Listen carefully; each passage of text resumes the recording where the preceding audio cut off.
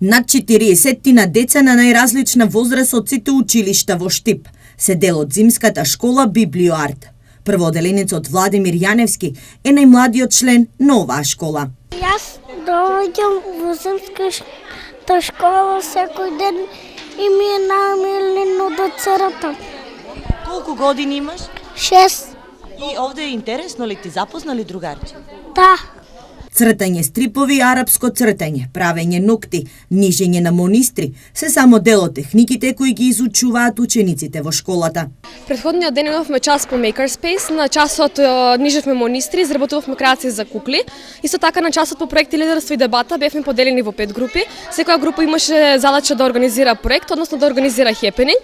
Денес имаме презентација на проектите и симулација на емисија.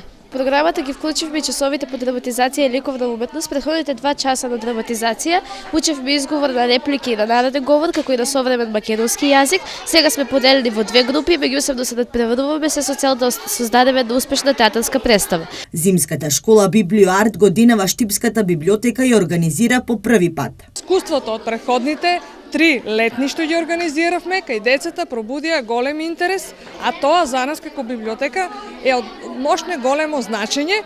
Прво, за тоа што успеавме децата да ги доведеме во библиотеката, место каде што можат квалитетно да си го пополнат своето време за време на зимскиот распуст, во исто време учат многу нови работи и верувајте, сите наставни оние содржини, како да ги речем, што се предвидени според програмата, кои што сами учениците ја изработија, ги следат со голем интерес. Зимската школа официјално ќе заврши со стартот на второто полугодие, кога учениците повторно ќе се вратат во училишните клупи.